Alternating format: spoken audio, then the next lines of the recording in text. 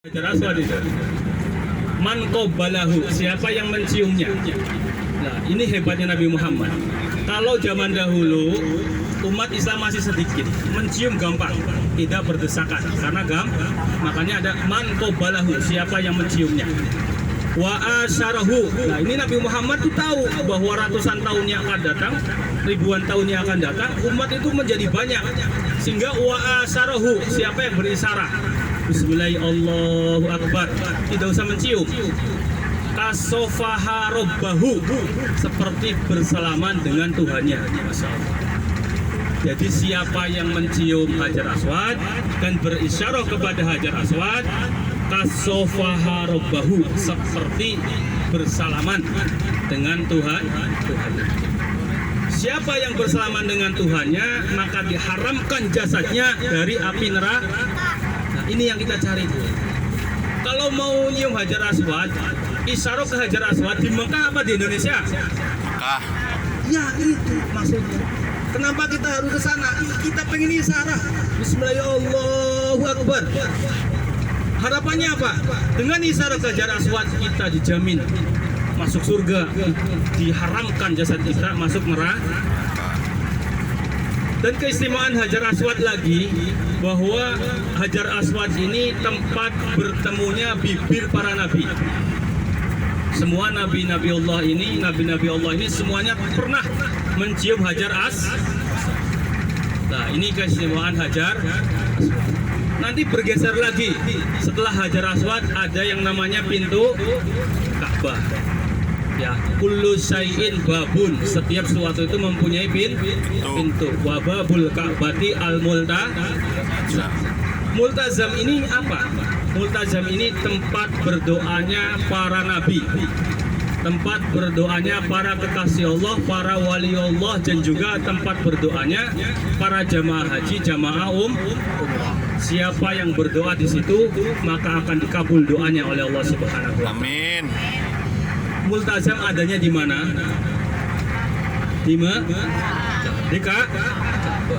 Tuh. Geser lagi, ada yang namanya makam Ibrahim. Makam Ibrahim ini juga salah satu batu permata yang dari surga. Jadi yang ada di Masjidil Haram ini ada dua batu permata yang asalnya dari surga, yaitu Hajar Aswad dan makam Ibrahim. Itu semuanya kalau seandainya Allah tidak menutup cahayanya, itu cahayanya itu bisa menembus ujung timur sampai ujung barat kelihatan.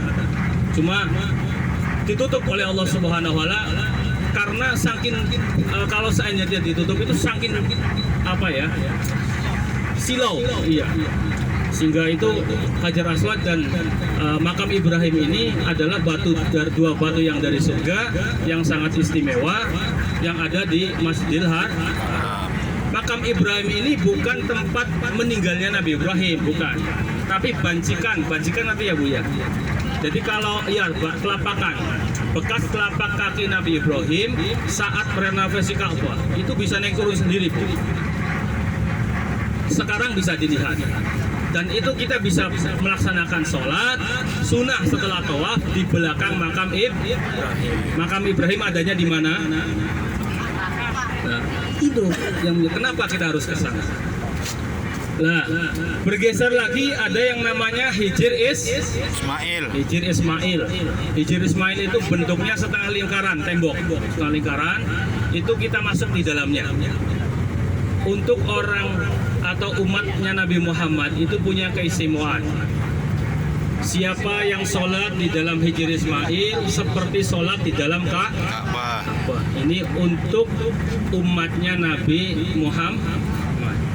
Lah, ketika kita sholat di Hijr Ismail itu ada tata kramanya. Itu irfa' ra'syak. Kepala kita disuruh menengadah ke atas.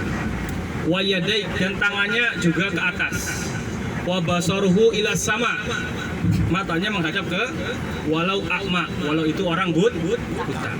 Jadi ketika kita sholatnya di Hijr Ismail, usahakan sholatnya di bawah talang mas, kemudian kayak gini, menghadap berdoa. Masya Allah, itu nikmat banget. Panjenengan kalau mudah-mudahan bisa berdoa di situ, sudah tidak bisa ngomong, Pak. Dan itu pengalaman pribadi. Itu sudah ngangkat seperti ini, di bawah talang mas, itu sudah nggak bisa apa. Kita doa itu betul-betul, udah air mata keluar semua. Nah, ini istimewa banget, Pak. Dan sholat di Hijri Ismail ini, itu kita tidak seperti sholat kita di rumah. Atau seperti kita sholat di masjid kita, musola kita yang tidak sholatnya bersenggol-senggolan. Di sana itu ada yang sholatnya sambil berdiri, Pak, karena saking berdesakannya tidak bisa rukuk, tidak bisa sujud. Sehingga orang yang bisa sholat di situ secara sempurna, bisa ruku, bisa sujud, bisa tahiyat, bisa doa secara sempurna, itu yang memudahkan Allah Subhanahu. Nah, itu kenapa kita harus ke sana? Karena Hijri Ismail adanya di mana? Bergeser lagi ada yang namanya Rukun Yamani. Di Rukun Yamani kemarin kita sunnah apa? Diperintahkan apa di Rukun Yamani?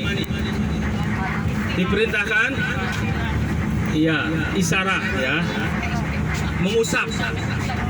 Bismillahirrahmanirrahim, Allahu Akbar, ya, itu disunahkan itu. Di situ di Rukun Yamani sampai Hajar Aswad itu doanya yang Rabbana atina fid dunya wa fil akhirati hasanah wa qina adzabannar. Karena kalau menurut para ilmu hikmah itu sholat, tempat sholat